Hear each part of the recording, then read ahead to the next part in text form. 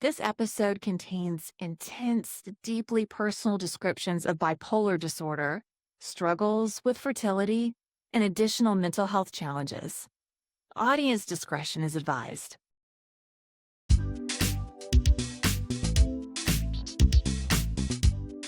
Hello, I'm Debra Kawahara. Thank you for joining me today.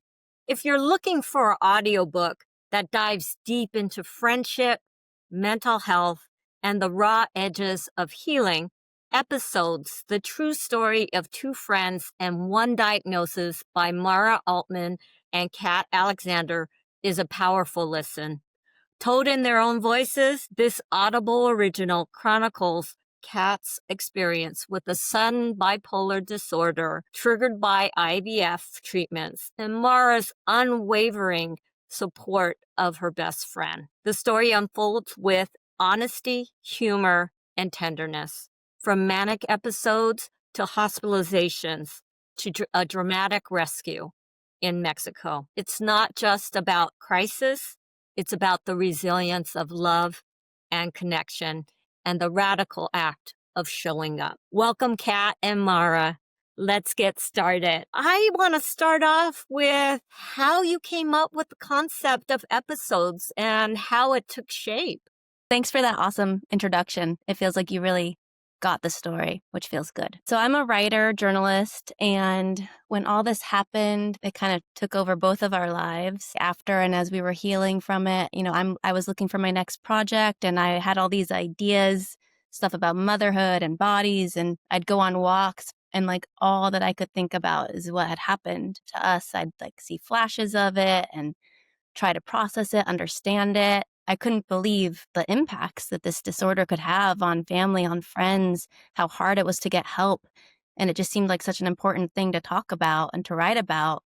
And so I came up with the idea of writing about it, but it didn't feel like it was my story to tell. If anything, it was Kat's story, and maybe it was our story if she allowed me to be part of it. So I brought the idea to her. You want to take it from there? Mara had this idea to write it down and capture it and pitch it. And at first I was very hesitant because it'd be a big deal to put my story out there and our story out there. I said I really need some time to think about it because I knew if I said yes that I would want to commit and follow through. And I knew it would involve reliving some of the worst parts of bipolar developing. But yeah, I thought about it and I took my time and I decided that yes, I wanted to go on this journey. And we really focused on the creation and the telling of our story and not this end product of trying to save the world or, you know, anything beyond that. And I really viewed it as this is going to be my tool for healing and for processing. And I'm writing it for myself. And then from there, we took baby steps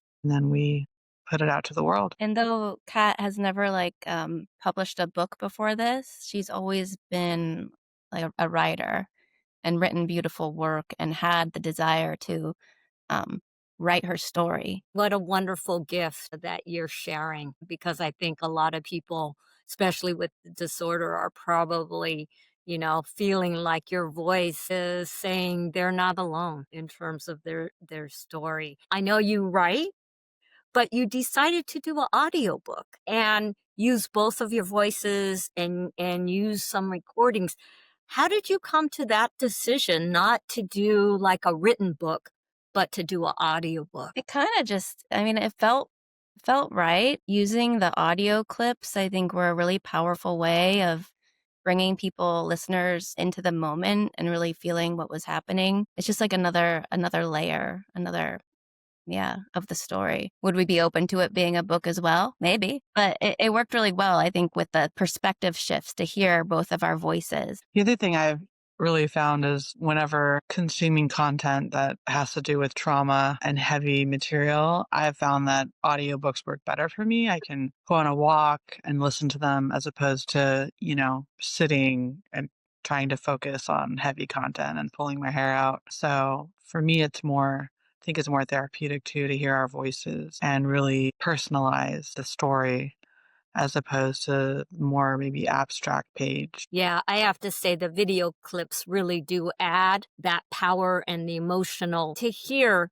actual, like, where you were at certain times in this journey in real time. So I want to ask you, because I know you had to kind of revisit and recount these deeply personal experiences. So I wanted to ask the both of you, how was that process for you, like emotionally and mentally, to actually go back through this trajectory of the bipolar diagnosis and the different events that occurred, fluctuation of things. How was that for the both of you to do? Well, Mara really gave the gift of creating the scaffolding for the piece. She had an outline in mind and would give me prompts to work on to write. Sometimes I had difficulty Mm-hmm. writing some of the more heavy content, like some of the childhood trauma stuff. It happened, when I was laying on the bed in her office. We would audio record sometimes, what I was saying, and she'd be typing vigorously. I mean, that was huge because I know if I had tried to write this by myself, I couldn't do it. It was, there's a couple pieces. Number one, the content's really heavy and it's difficult to revisit, you know, the manic episodes, the depressive episodes. But the other piece is I became what's considered an unreliable narrator once I developed a chronic mental health condition. My credibility comes in doubt. And in the times when I was delusional and things like that, the reader wouldn't know if this was really happening or not. So it's very difficult. People have done it successfully, of course, but it's difficult to hold a full story when one's mind has gone from the straight and narrow. So Mara provided that credibility and that witness. And I think, as you heard in the story, there were many times when I saw things a certain way, and Mara would say, "That's not true. That's not happening." Yeah, I couldn't have done it without her. Another thing that she was really adamant about was that I have enough time if I need to take a break, if the content's too heavy. And there were times we took, Mara, like a month or two And when it that was was new for me too, being so like I'm so attached to deadlines and to getting stuff done and working with Kat and like knowing that we had to put her mental health first. Mm-hmm. It was actually like, I don't know, it was good for my mental health and for the way I work as well. And she Mm-hmm. taught me about like kind of taking care of yourself first, self-care. But we were just patient with ourselves. Mm-hmm. And, breakfast came first and hanging out and laughing came second. And then we would start work if work felt right that day. Was there something else that you wanted to say, Kat, that was coming up? yeah, no, I think that there is such a stigma around mental health.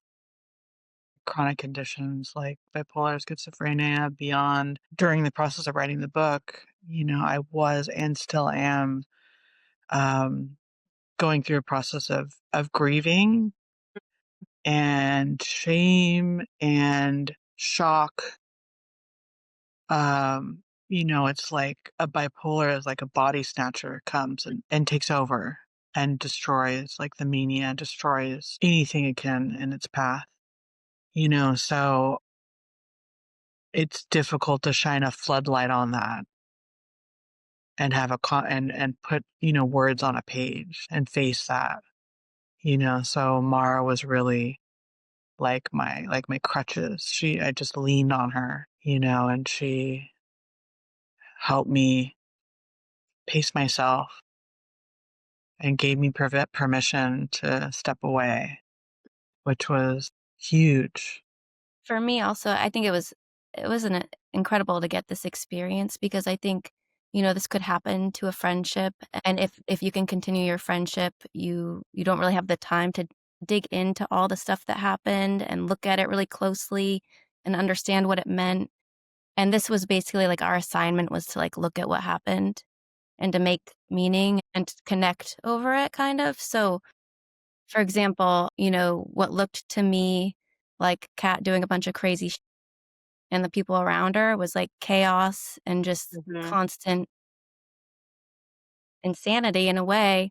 when we got down and started talking about it, and she was telling me where her mind was at during those moments and the reasons why she was doing what she was doing, it all made like so much sense. It had a logic to it and Mhm. like an extreme amount of altruism. Like you couldn't see it from the outside, not knowing what was going on in her mind. But like for me to be able to put those things together, it was very, very meaningful.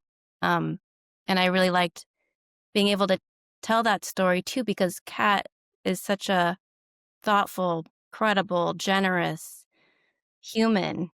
And even in her mania, like continues with that viewpoint and that desire to help people.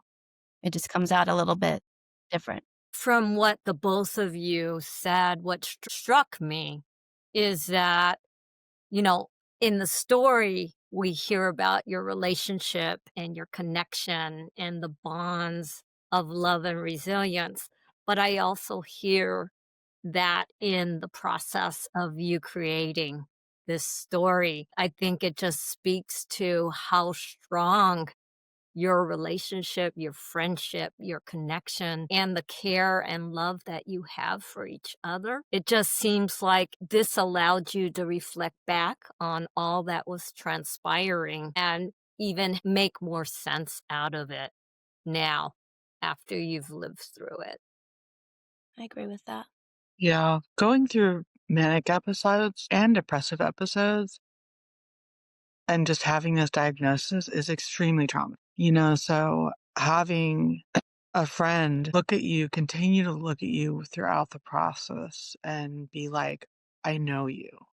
I know who you are. And this is just something that happened to you is huge in recovery, Yeah. We so see that's, Yeah.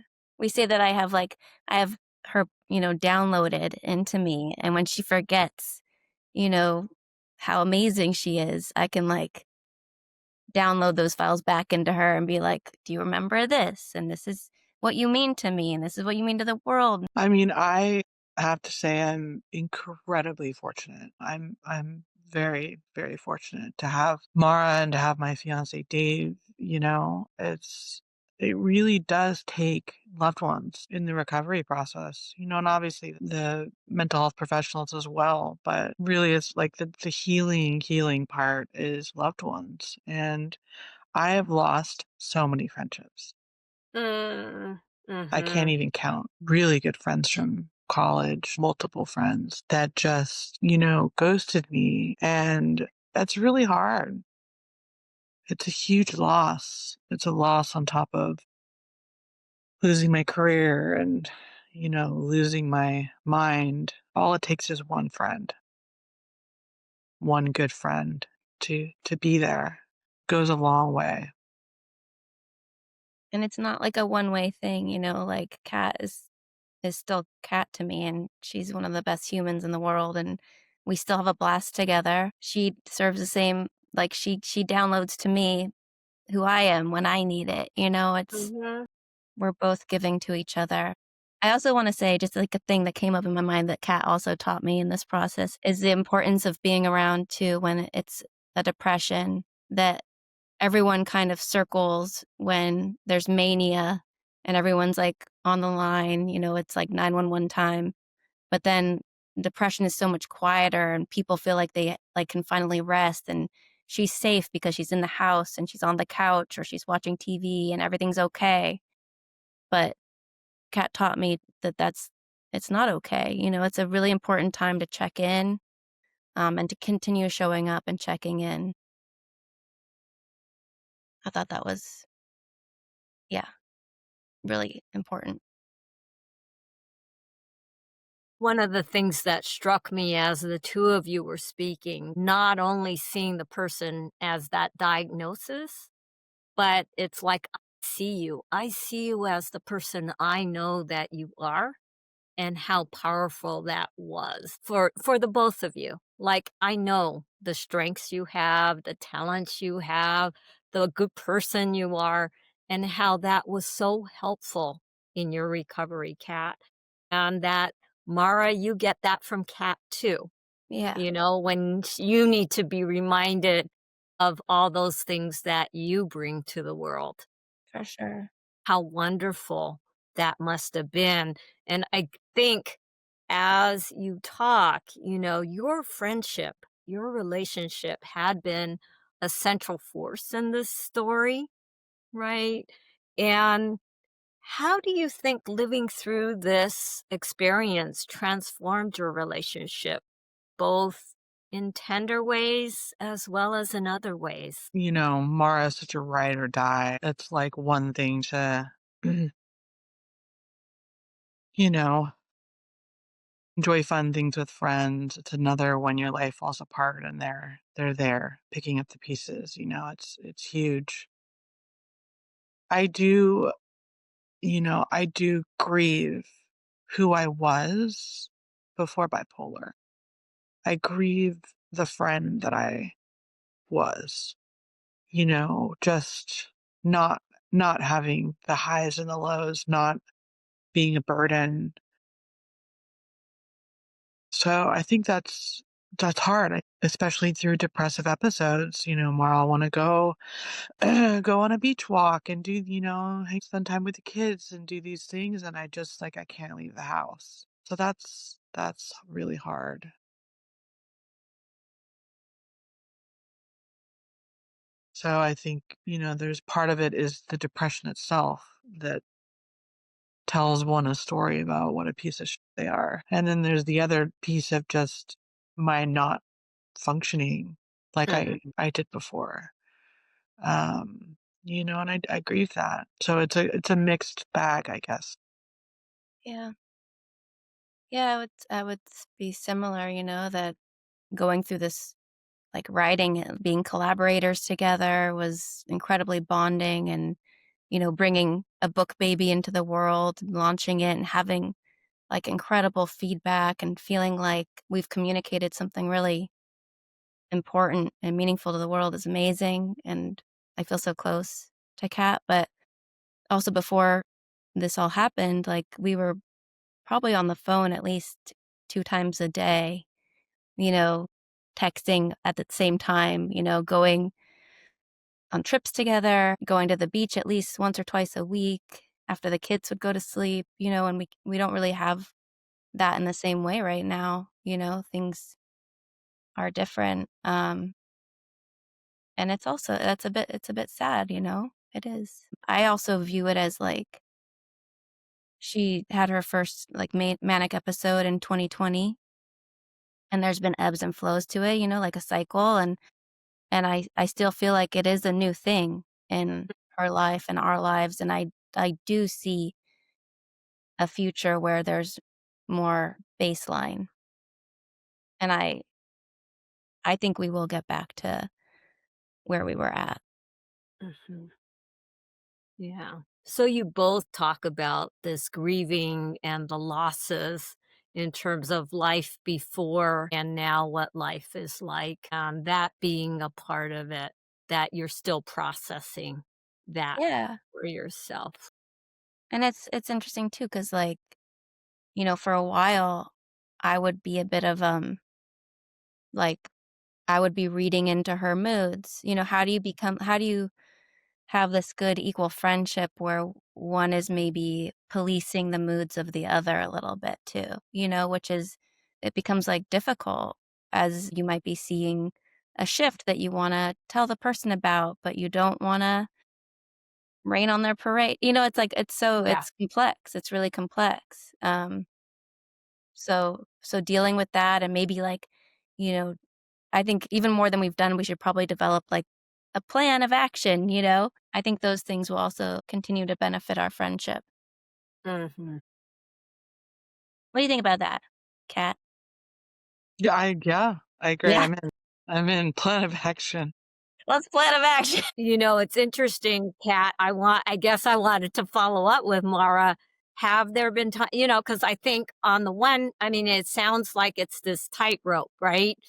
Ooh, am I seeing her go into either manic episode or depression? Do I do something or is she okay? And, do we enact that plan? And I guess on your end, how is that experience? Because you know that these people, it's like they have this plan. You may not be fully aware kind of what's going on, right? You had talked about, at times not, being delusional or maybe not fully grounded in reality. And so I guess I was wondering about for you in terms of your experiences as you kind of see them trying to evaluate what's going on with you. Yeah, well, the mania has been really difficult because I mean, it starts out, you know, fun. Like I'm finally feeling better. I'm out of the depression. I want to go and do things, and then it progresses into paranoia and delusion. At those points, I pretty much will like kind of distance myself from Mara and my fiance and kind of just do my own thing, and I'm off in the deep end. It happens pretty quickly. So I'm not really paying attention to I don't really know what they're doing behind the scenes because I'm in my own world. It isn't until after I get back, after I'm hospitalized and medicated, that when Mara and Dave and I'll have a conversation. Oh, did you know that you did this and you said this? And I'm just like, oh, it's so embarrassing. I think that happens a lot for people with bipolar. There's after a manic episode, there's a huge amount of embarrassment of behavior, So I'd say there's definitely a disconnect during the mania. During the depressive episodes, I don't, again, like Mara said, that's not the emergency time, right? It's sort of more Hmm. like Mara's like, I'm bringing you lunch. I'm like, okay. She's like, I just want to stay in. And I'm like, is it the kind of stay in where you really want to stay in, or the kind of stay in where if I came and said we're going on a walk, you'd be happy about a walk? And she's like, it's the kind of stay in where I want to stay in. I think that the mania is like, it's very hard. Even at the beginning stages of it, and what I've experienced, Kat, is that there's already a pushback to seeing the signs. Like, I think the brain is already shifted. It's too late. Mm. We still don't really know how to do it. We see the signs, and then we've even done an interesting thing where we've done meetings with me, Kat, and her psychiatrist, Hmm. and even that's been challenging. Yeah. For the psychiatrist who isn't with her all the time like I am, to see the signs that I see. So then she thinks that maybe I'm being a little too overly concerned or preemptive. And then, who am I to be the person dictating how Kat gets to express and live? And it's the worst to have your friend finally be happy and then to be like, your happiness is triggering. It's complicated. The mania is so seductive. I mean, Yes. when it's happening, it's like my meds are finally right. I'm finally back to a place where I'm functioning. I have ideas. I go pick up my mom and take her to this and go do this and that.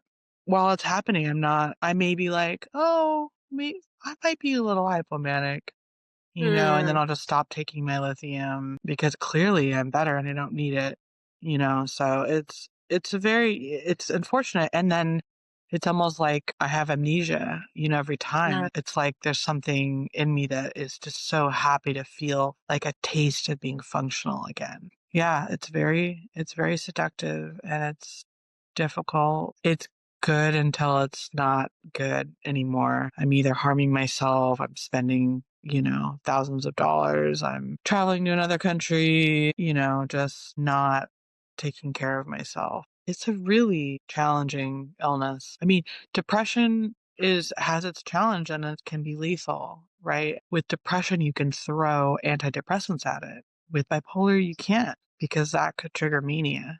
So when you talk about the tightrope, it really is a tightrope of not going one way or the other. I continue to hear that it's so difficult because the ramp up is so quick. If you're going into mania, it's like the switch just goes on and it just takes off like a roller coaster. And so I could hear, Mara, your trepidation. Like you want your friend to be happy, but at the same time, is it taking us on this wild ride that we know we've seen before? And Kat, for you, it's almost like not even knowing that that's happening at the time, Yeah. right? And I mean, I have to say that there is, also the questioning in my own mind of like, okay, is this Yeah. like the next, is she better for this moment? Is she just happy and we're in a good place? Am I being overly concerned? And, so it's this constant tightrope also, I guess, for Mhm. me in a way of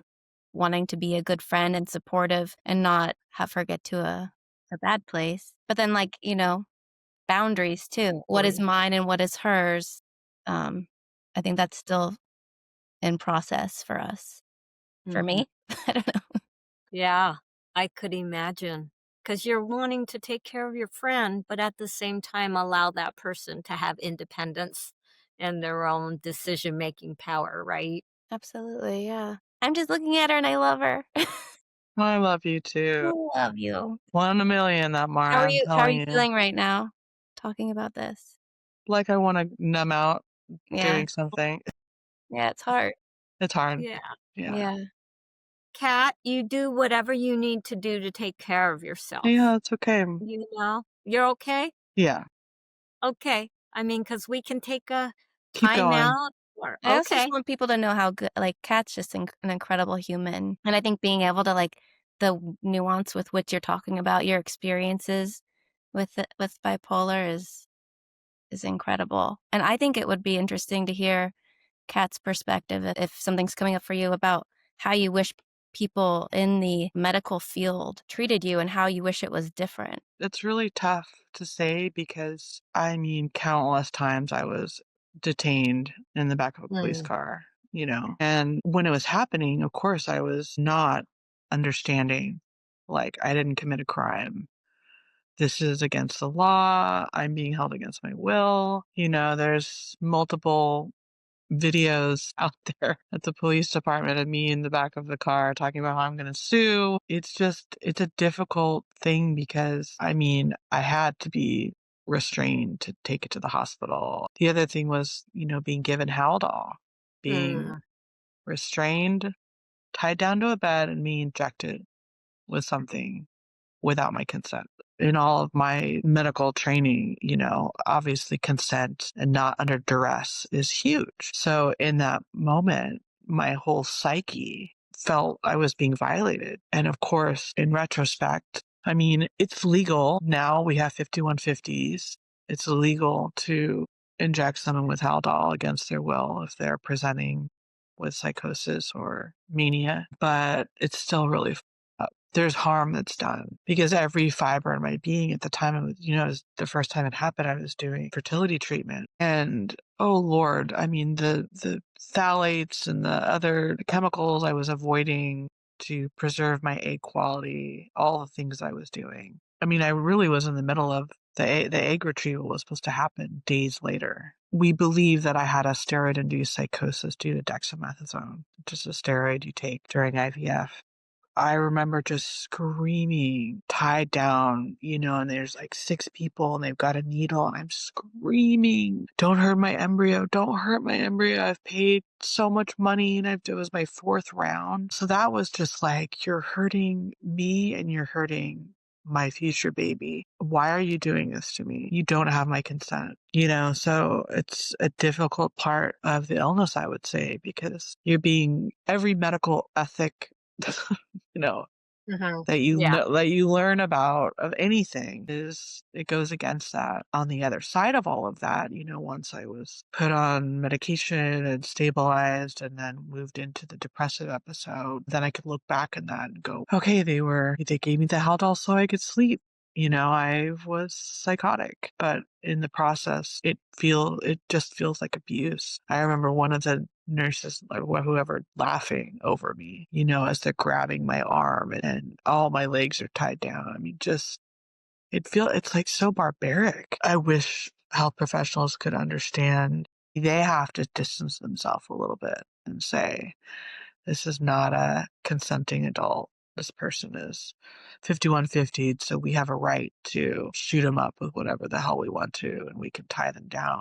Maybe they have to justify, because it can't be easy to witness that. What I heard is that even though it's legal, and for our audience, a 5150 is basically when it's believed the person's going to hurt themselves or hurt someone else, that legally they can be taken into hospitalization and they don't have to agree to it because it's believed that you are trying to keep this person safe or someone else safe from that person. But what I heard, Kat, is it's still at that moment, anyways, it felt like a violation to you because it wasn't with your consent.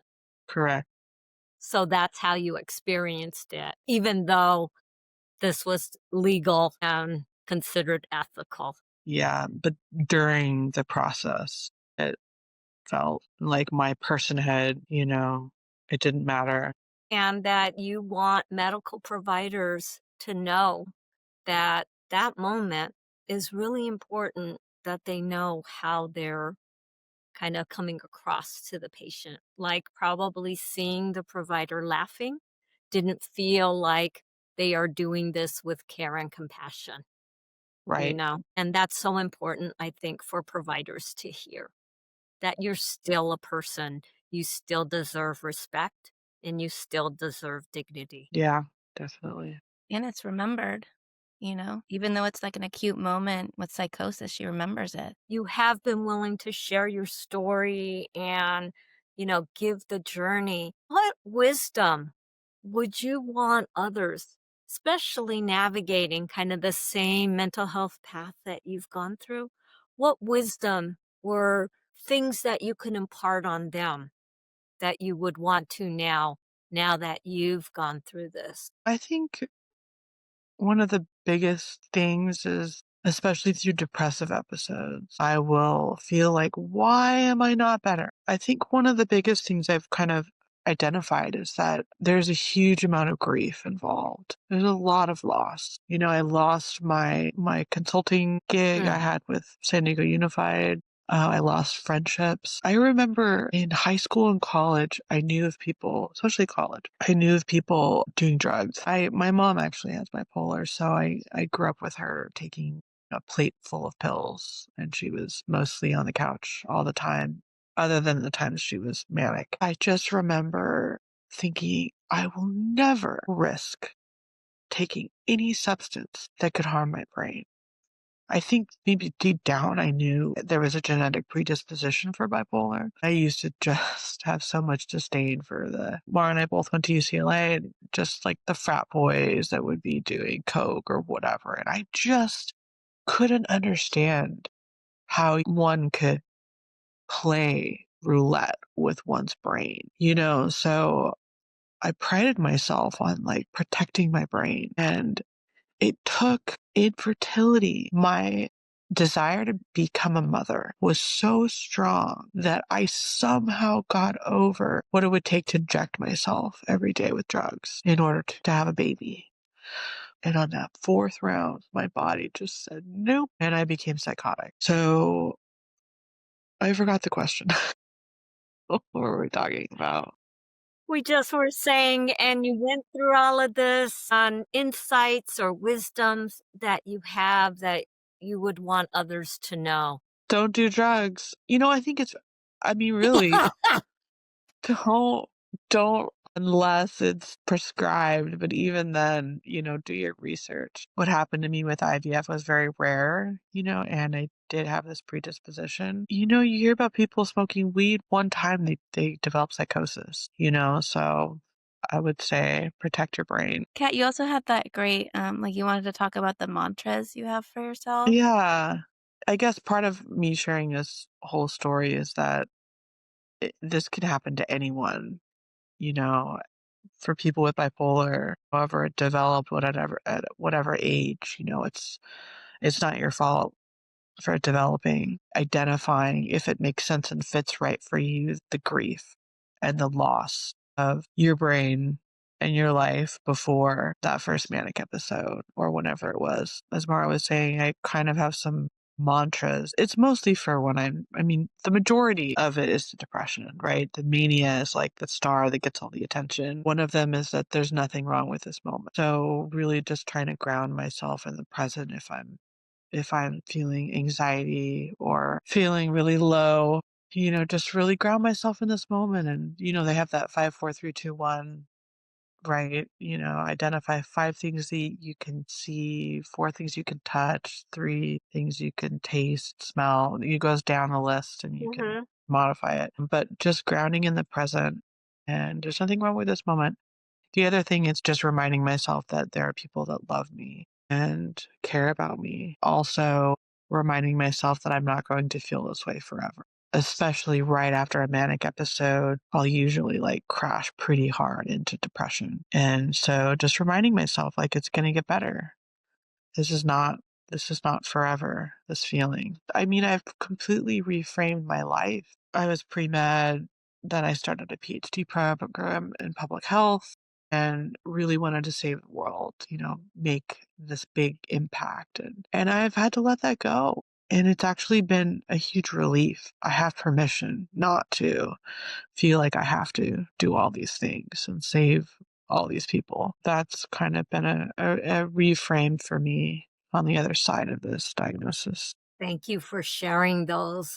They're wonderful. And it sounds like they're really helpful to you. Yeah, it's like brainwashing myself.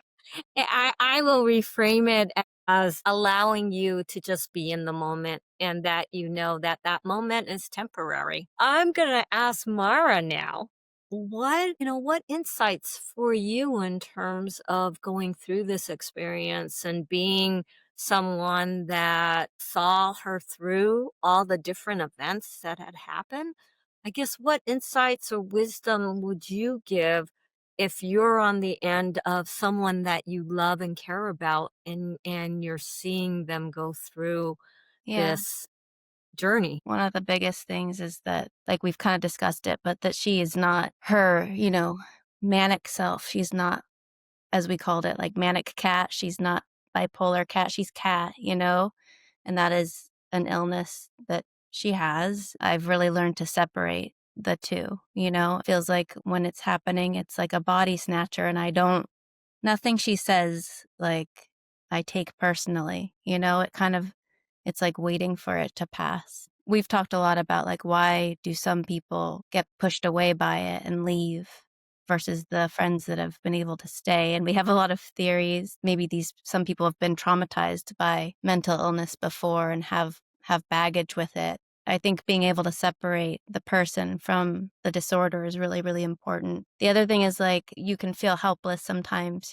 trying to help in these situations. I've told Kat that, and she's kind of been like, your job is not to fix this. Like, in a way, there is no fix. It's going to be a journey. Showing up is the thing to show that you're not going away. Even if she doesn't want to go out for a walk that day, it's about texting and just having that person know that you're still there. You have all the love for them. You remember who they are. So just those things, like just showing up and having the love. And also, I mean, the mental health care system is completely, and it's just super hard to navigate. And a lot of times it makes you feel very helpless as someone trying to get somebody help. It's sad, but it almost feels like you have to, like, let it run its course in some way. There's nothing you can really do. It's wild. Yeah. That Yeah. was a sad note to end it on.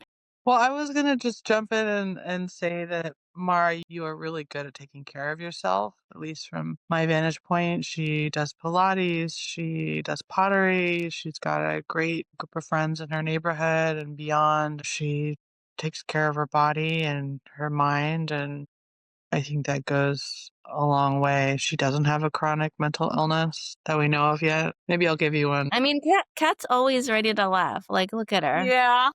She goes from tears to the best jokes ever. And what a great thing to have in a friendship, right? That you can laugh about things. And I hear you both enjoy each other. So, for us to end on a more positive note, then, I'm going to ask you, what is your hope, I guess, in the future?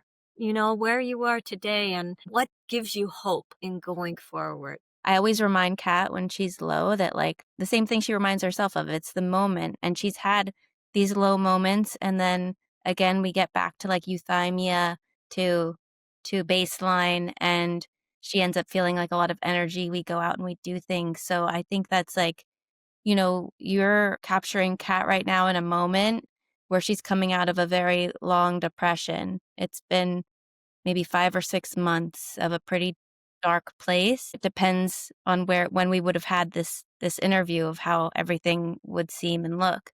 So I just think the future looks bright. I think there will be, like, I'm not gonna be ignorant. I know things will happen. I know this is a lifelong thing, but I also see her being able to, like, stay even more, and I think we're gonna have a lot more fun, and I think we're gonna have beach days this summer, and probably more friend-mantic trips lined up. And for you, Kat, what, I guess, hope do you have for your friendship and your journey with Mara? It's hard because, as she mentioned, like I am kind of coming out of this depression, so it's hard not to judge myself about, maybe she'll invite me somewhere and I'll say no because I don't feel good. It's hard to see outside of this sometimes. I don't know. It's hard. It's hard to feel hopeful right now. I feel incredibly grateful for the way that she shows up. But there's in the back of my head, I could be a better friend. I could show up, for her and for the twins, her kids. And, what's wrong with me? I'm having a hard time leaving the house, so I guess that's my answer. It's hard.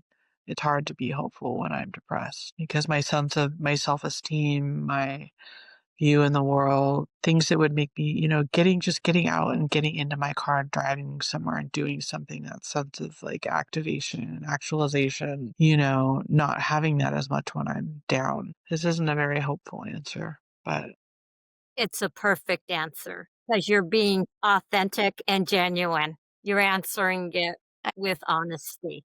Yeah, I think that people can see themselves in that, like, it's important to have an honest answer for those people that feel that way and don't get to hear it very often because people are trying to cover it up and make everything sound okay. yeah, I mean, to go from, I have this great job, I have all of these friends, I'm doing this volunteer work, I'm creating this thing, to lose all of that. I mean, it's a miracle that I didn't lose Mara. It's a miracle I didn't lose my fiancé Dave.